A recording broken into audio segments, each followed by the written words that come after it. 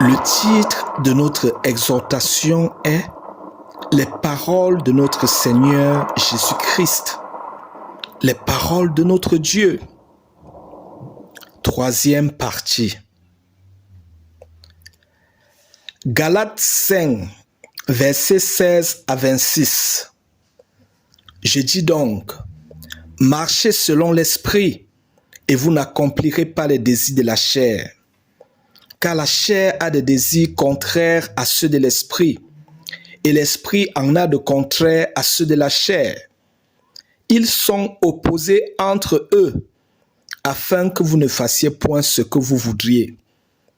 Si vous êtes conduits par l'esprit, vous n'êtes point sous la loi. Or, les œuvres de la chair sont manifestes.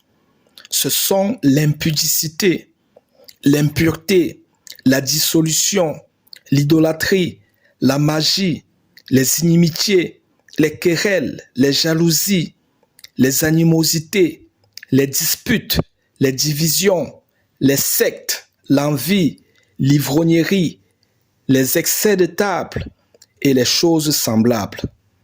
Je vous dis d'avance, comme je l'ai déjà dit, que ceux qui commettent de telles choses n'hériteront point le royaume de Dieu. Mais le fruit de l'esprit, c'est l'amour, la joie, la paix, la patience, la bonté, la bénignité, la fidélité, la douceur, la tempérance. La loi n'est pas contre ces choses. Ceux qui sont à Jésus-Christ ont crucifié la chair avec ses passions et ses désirs. Si nous vivons par l'esprit, marchons aussi selon l'esprit. Ne cherchons pas une vaine gloire en nous provoquant les uns les autres, en nous portant envie les uns aux autres. Philippiens 4, versets 4 à 8. Réjouissez-vous toujours dans le Seigneur. Je le répète, réjouissez-vous. Que votre douceur soit connue de tous les hommes. Le Seigneur est proche. Ne vous inquiétez de rien, mais en toutes choses, faites connaître vos besoins à Dieu par des prières et des supplications, avec des actions de grâce. Et la paix de Dieu qui surpasse toute intelligence gardera vos cœurs et vos pensées en Jésus-Christ. Au reste, frères, que tout ce qui est vrai, tout ce qui est honorable, tout ce qui est juste, tout ce qui est pur, tout ce qui est aimable, tout ce qui mérite l'approbation, ce qui est vertueux et digne de louange, soit l'objet de vos pensées.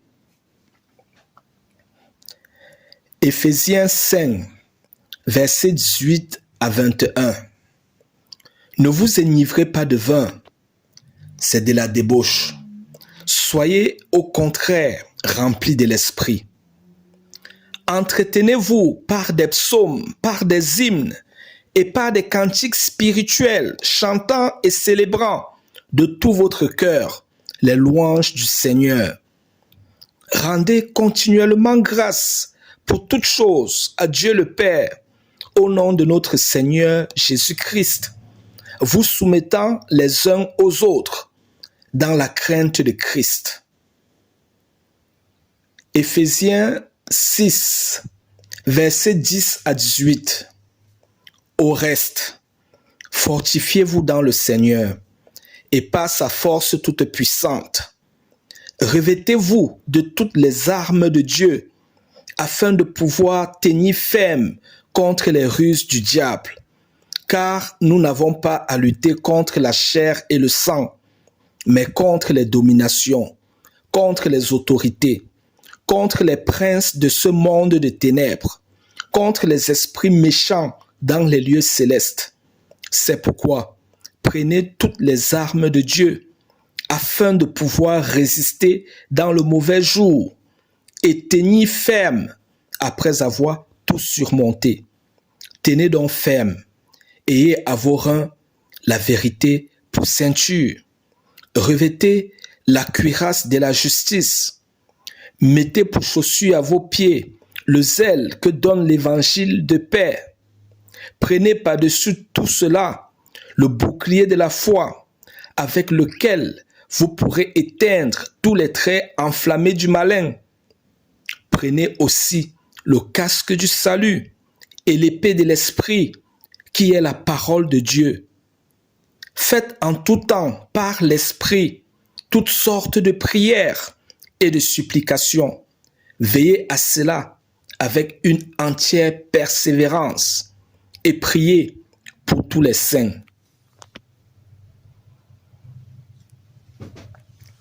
Ésaïe 41, versets 8 à 16.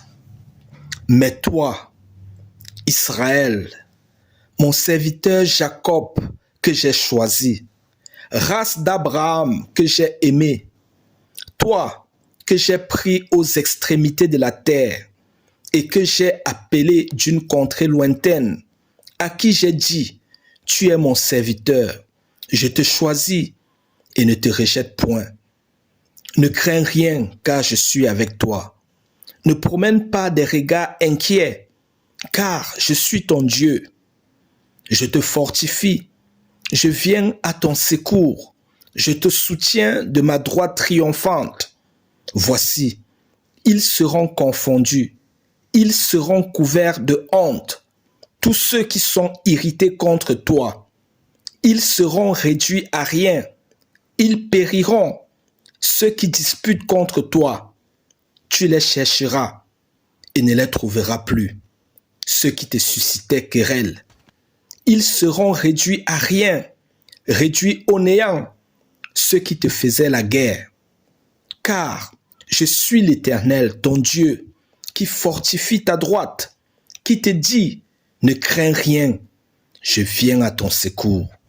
Ne crains rien, vermisseau de Jacob, faible reste d'Israël, je viens à ton secours, dit l'Éternel, et le Saint d'Israël est ton sauveur. Voici, je fais de toi un traîneau aigu tout neuf, garni de pointes.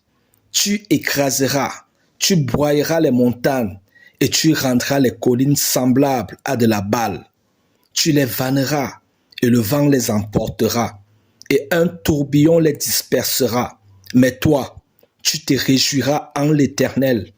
Tu mettras ta gloire dans le Saint d'Israël.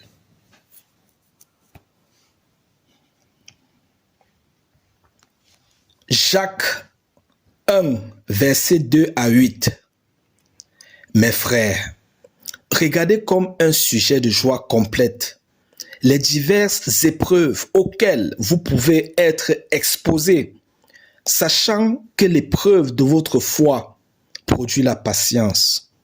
Mais il faut que la patience accomplisse parfaitement son œuvre, afin que vous soyez parfaits et accomplis, sans faillir en rien. Si quelqu'un d'entre vous manque de sagesse, qu'il la demande à Dieu, qui donne à tous simplement et sans reproche, et elle lui sera donnée. Mais qu'il la demande avec foi, sans douter, car celui qui doute est semblable au flot de la mer, agité par le vent et poussé de côté et d'autre. Qu'un tel homme ne s'imagine pas qu'il recevra quelque chose du Seigneur. C'est un homme irrésolu, inconstant dans toutes ses voies. Jacques 1, versets 12 à 27. Heureux l'homme qui supporte patiemment la tentation, car après avoir été éprouvé, il recevra la couronne de vie que le Seigneur a promise à ceux qui l'aiment. Que personne, lorsqu'il est tenté, ne dise « c'est Dieu qui me tente », car Dieu ne peut être tenté par le mal, et il ne tente lui-même personne. Mais chacun est tenté quand il est attiré et amorcé par sa propre convoitise. Puis, la convoitise, lorsqu'elle a conçu, enfante le péché, et le péché étant consommé, produit la mort. Ne vous y trompez pas, mes frères bien-aimés. Toute grâce excellente et tout don parfait descendent d'en haut du Père des Lumières, chez lequel il n'y a ni changement, ni ombre de variation. Il nous a engendrés selon sa volonté, par la parole de vérité, afin que nous soyons en quelque sorte les prémices de ses créatures. Sachez-le, mes frères bien-aimés, ainsi que tout homme soit prompt à écouter, lent à parler, lent à se mettre en colère, car la colère de l'homme n'accomplit pas la justice de Dieu. C'est pourquoi, rejetant toute souillure et tout excès de malice, recevez avec douceur la parole qui a été plantée en vous et qui peut sauver vos âmes. Mettez en pratique la parole et ne vous bornez pas à l'écouter en vous trompant vous-même par de faux raisonnements. Car si quelqu'un écoute la parole et ne la met pas en pratique, il est semblable à un homme qui regarde dans un miroir son visage naturel et qui, après s'être regardé, s'en va et oublie aussitôt quel il était. Mais celui qui aura plongé les regards dans la loi parfaite, la loi de la liberté, et qui aura persévéré, n'étant pas un auditeur oublieux, mais se mettant à l'œuvre, celui-là sera heureux dans son activité. Si quelqu'un croit être religieux, sans tenir sa langue en bride, mais en trompant son cœur, la religion de cet homme est vaine. La religion pure et sans tache devant Dieu notre Père consiste à visiter les orphelins et les veuves dans leur affliction et à se préserver des souillures du monde.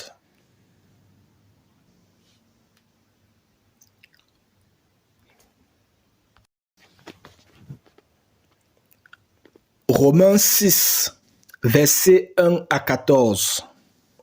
Que dirons-nous donc? Demeurerions-nous dans le péché afin que la grâce abonde? Loin de là. Nous qui sommes morts au péché, comment vivrions-nous encore dans le péché? Ignorez-vous que nous tous qui avons été baptisés en Jésus-Christ, c'est en sa mort que nous avons été baptisés?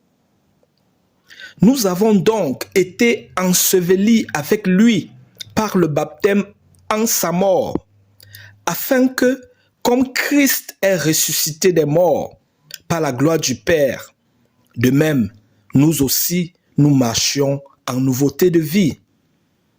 En effet, si nous sommes devenus une même plante avec lui par la conformité à sa mort, nous le serons aussi par la conformité à sa résurrection.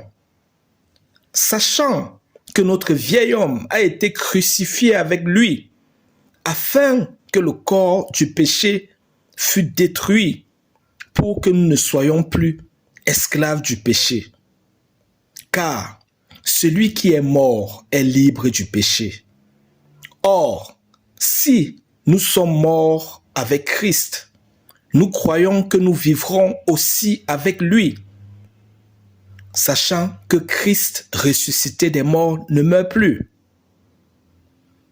La mort n'a plus de pouvoir sur lui, car il est mort, et c'est pour le péché qu'il est mort une fois pour toutes.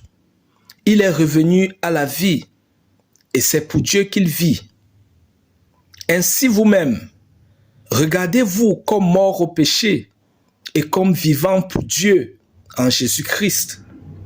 Que le péché ne règne donc point dans votre corps mortel et n'obéissez pas à ses convoitises.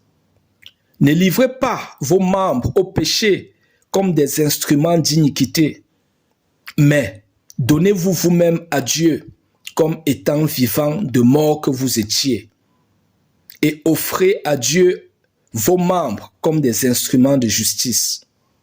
car le péché n'aura point de pouvoir sur vous, puisque vous êtes non sous la loi, mais sous la grâce.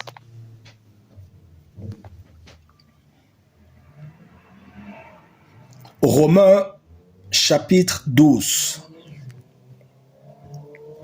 Je vous exhorte donc, frères, par les compassions de Dieu, à offrir vos corps comme un sacrifice vivant, saint, agréable à Dieu, ce qui sera de votre part un culte raisonnable. Ne vous conformez pas au siècle présent, mais soyez transformés par le renouvellement de l'intelligence, afin que vous discerniez quelle est la volonté de Dieu, ce qui est bon, agréable et parfait. Par la grâce qui m'a été donnée, je dis à chacun de vous de n'avoir pas de lui-même une trop haute opinion, mais de revêtir des sentiments modestes, selon la mesure de foi que Dieu a départie à chacun. Car, comme nous avons plusieurs membres dans un seul corps, et que tous les membres n'ont pas la même fonction, ainsi, nous qui sommes plusieurs, nous formons un seul corps en Christ, et nous sommes tous membres les uns des autres. Puisque nous avons des dons différents, selon la grâce qui nous a été accordée, que celui qui a le don de prophétie l'exerce selon l'analogie de la foi, que celui qui est appelé au ministère s'attache à son ministère, que celui qui enseigne s'attache à son enseignement, et celui qui exhorte à l'exhortation, que celui qui donne le fasse avec libéralité, que celui qui préside le fasse avec zèle, que celui qui pratique la miséricorde le fasse avec joie. Que la charité soit sans hypocrisie. Ayez le mal en horreur. Attachez-vous fortement au bien. Par amour fraternel, soyez pleins d'affection les uns pour les autres. Par honneur, usez de prévenance réciproque. Ayez du zèle et non de la paresse. Soyez fervents d'esprit. Servez le Seigneur. Réjouissez-vous en espérance. Soyez patients dans l'affliction. Persévérez dans la prière. Pourvoyez aux besoins des saints. Exercez l'hospitalité. Bénissez ceux qui vous persécutent. Bénissez et ne maudissez pas. Réjouissez-vous avec ceux qui se réjouissent. Pleurez avec ceux qui pleurent. Ayez les mêmes sentiments les uns envers les autres. N'aspirez pas à ce qui est élevé, mais laissez-vous attirer par ce qui est humble. Ne soyez point sages à vos propres yeux. Ne rendez à personne le mal pour le mal. Recherchez ce qui est bien devant tous les hommes. S'il est possible, autant que cela dépend de vous, soyez en paix avec tous les hommes.